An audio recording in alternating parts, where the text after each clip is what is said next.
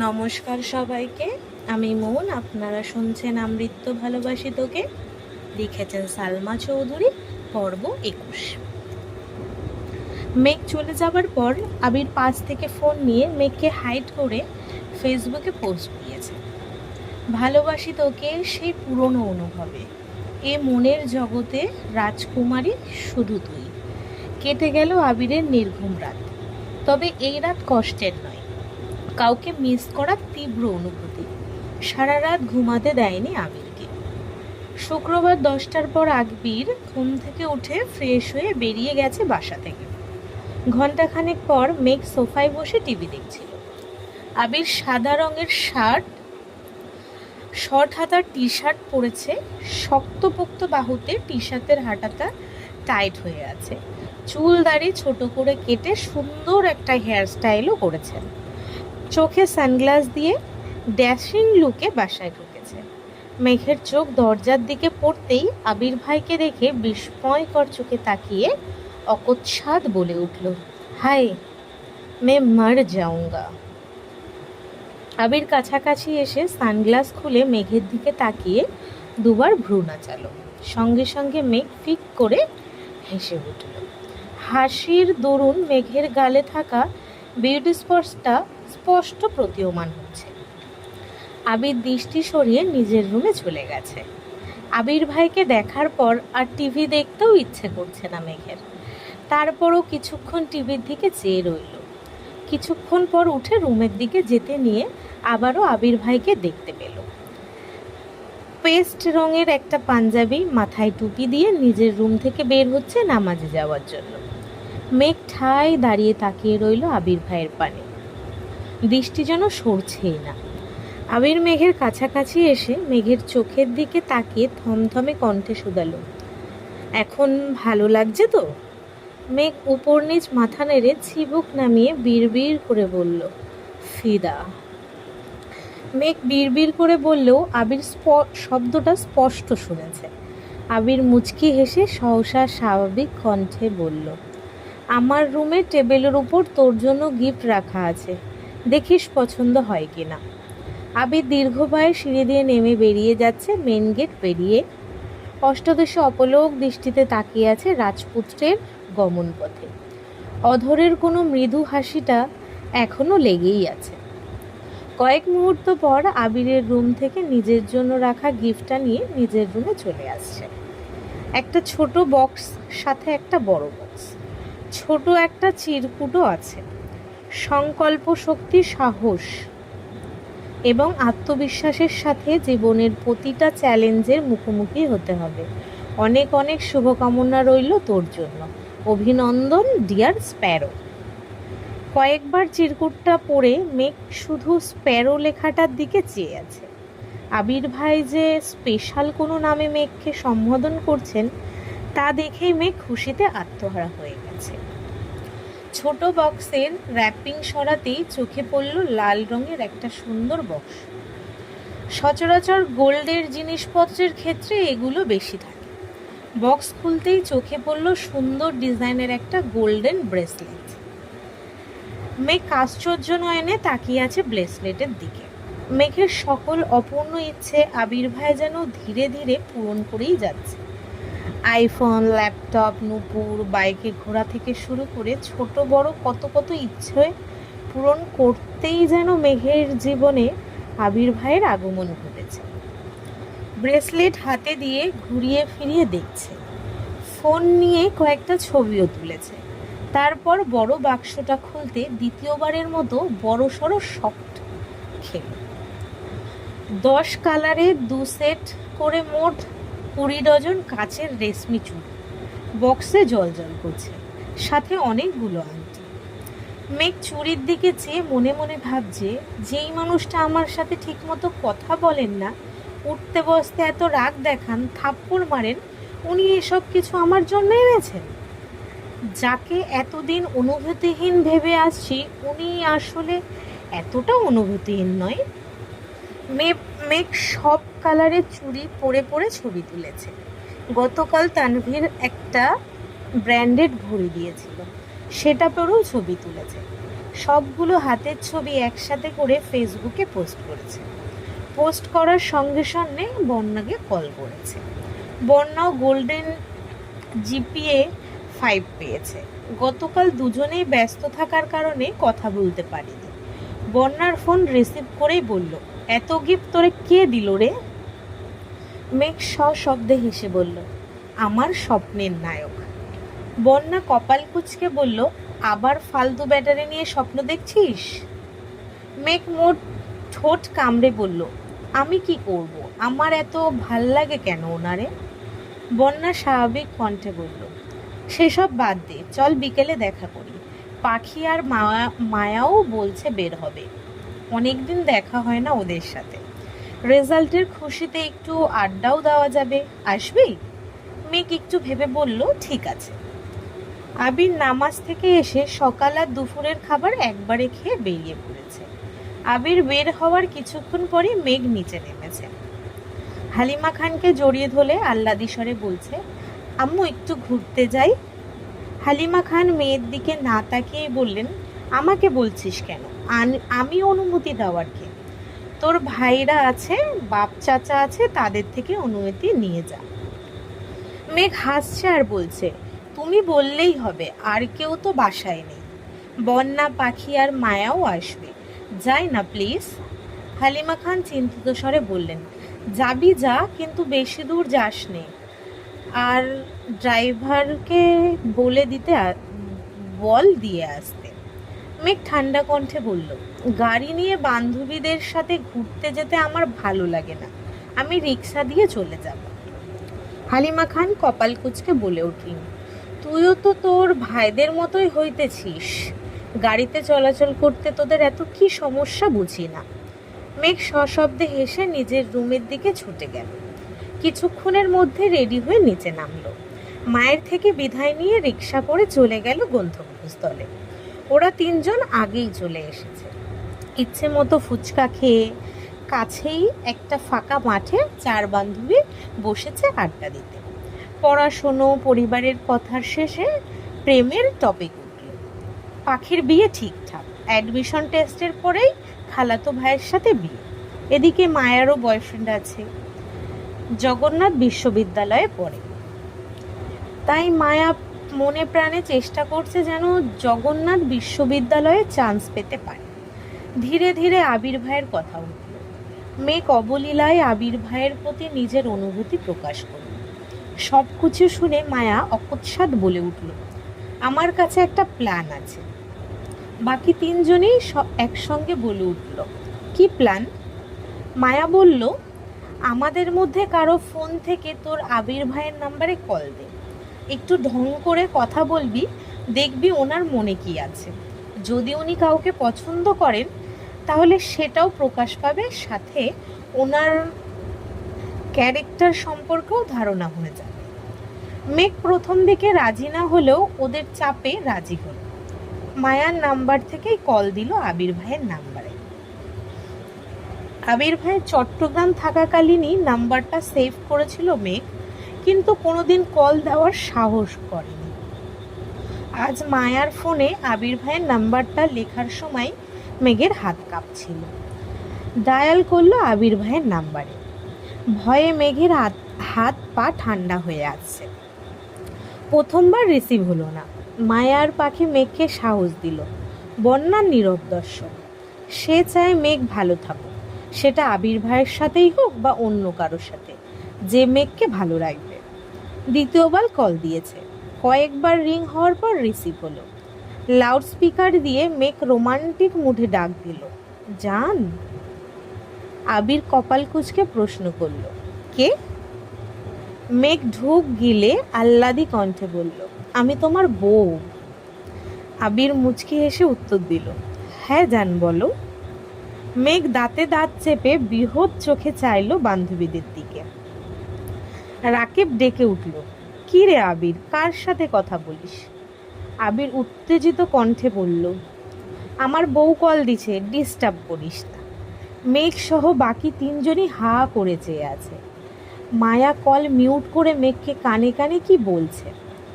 Unmute করে মেঘ স্বাভাবিক কণ্ঠে বলল, আই মিস ইউ জান। আবির নিঃশব্দে হেসে উত্তর দিল, আই মিস ইউ টু জান। কোথায় আছো বলো, আমি এখনই আসছি। আবিরের মুখে এমন কথা শুনে মেঘ তাজ্জব বনে গেল। নিঃশ্বাস যেন গলায় আটকে যাচ্ছে, শরীর ঘামতে শুরু করেছে, নিজের কানকে বিশ্বাস করতে পারছে না। প্রেমিকা সুলভ মনে এক মুহূর্তেই আধার নেমেছে। চেনা নেই, জানা নেই, আননোনা নাম্বারের কোনো মেয়ের সাথে আবির ভাই এভাবে কথা বলবেন সেটা মেঘ ভাবতেই পারছে না। মেঘ এক হাতে মাথা চেপে ধরেছে। আবির পুনরায় প্রশ্ন করল, কি হলো, কথা বের হচ্ছে না গলা দিয়ে?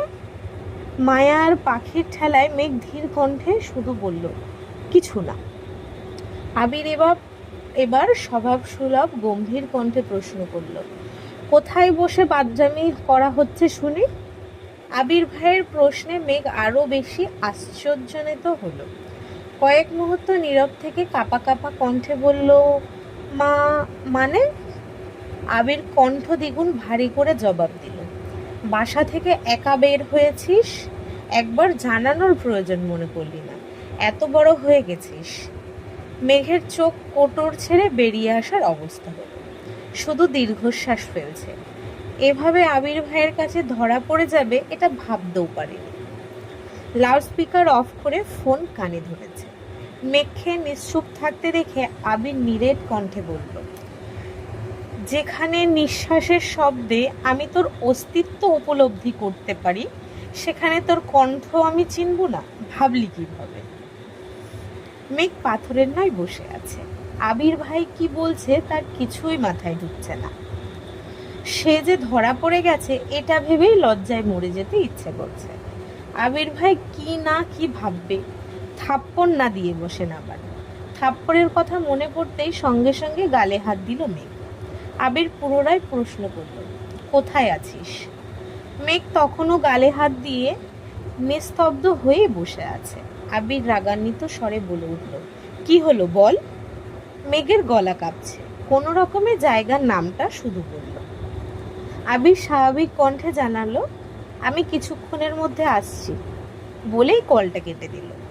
আবির ভাই কল কাটতেই অষ্টাদশীর আকাশের পানে চেয়ে বড় করে দীর্ঘশ্বাস ছেড়ে বলল, আল্লাহ বাঁচাও আমায়, আর জীবনে এমন কাণ্ড করব না, এবারের মতো বাঁচিয়ে নাও। বন্যা চিন্তিত স্বরে শুধালো, কি হয়েছে, বকা দিছে? পাখি আর মায়াও অবুঝের মতো চেয়ে আছে। মেঘ এপাশ ওপাশ মাথা নেড়ে জানালো, কিছুক্ষণের মধ্যে আসবে, দোয়া কর যাতে মাইর না খাই। এই কথা শুনে পাখি, মায়া আর বন্যাও তথস্থ হয়ে গেছে। সবাই চিন্তায় পড়ে গেছে। ফাজলামো করতে গিয়ে এভাবে সিরিয়াস হয়ে যাবে ভাবতে পারেনি। কিছুক্ষণের মধ্যেই একটা বাইক এসে থামলো রাস্তার পাশে। সেই নামাজের সময় পরা পাঞ্জাবিটা দেখেই মেঘ চিনতে পড়ল। মেঘ সেদিকে চেয়ে দাঁতে দাঁত চেপে ভয়ে ভয়ে বলল, আবির ভাই।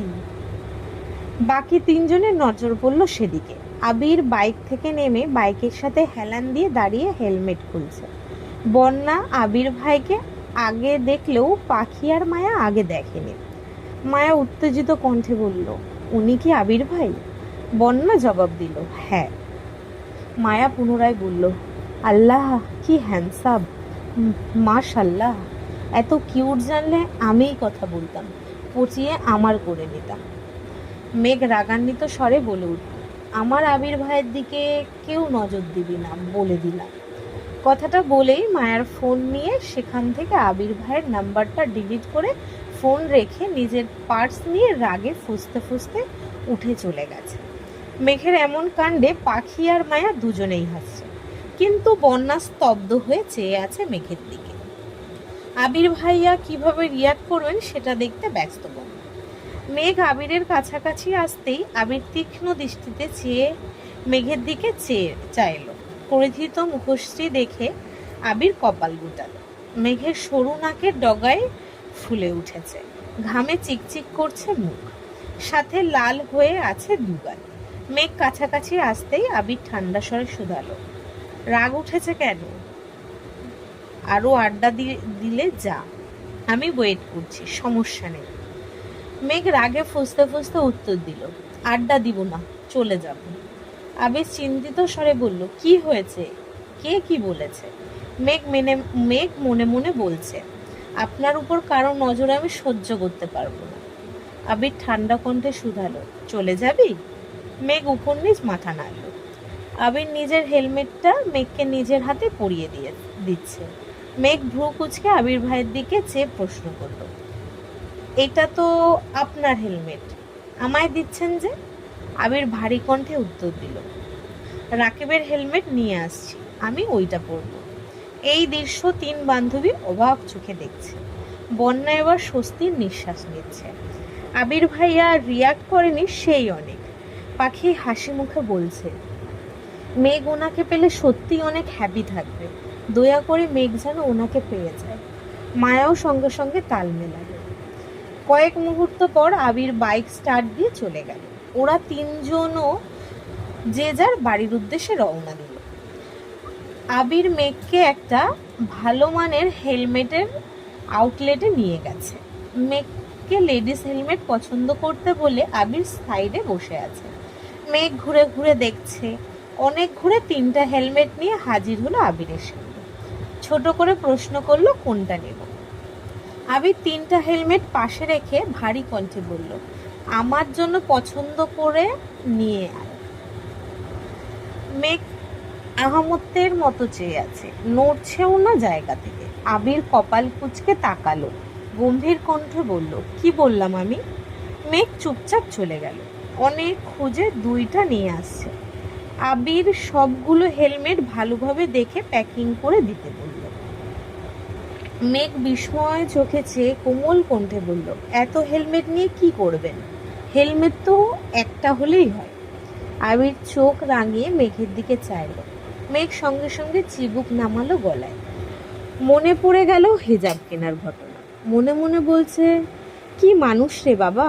আমি কনফিউজ হয়ে ওনার কাছে এনেছি আর উনি পছন্দ না করে সবগুলোই নিয়ে নিলেন। আমি যদি জানতাম উনি 5টা নিয়ে নেবেন তাহলে আমি 2টা হেলমেটই বেছে নিয়ে আসতাম।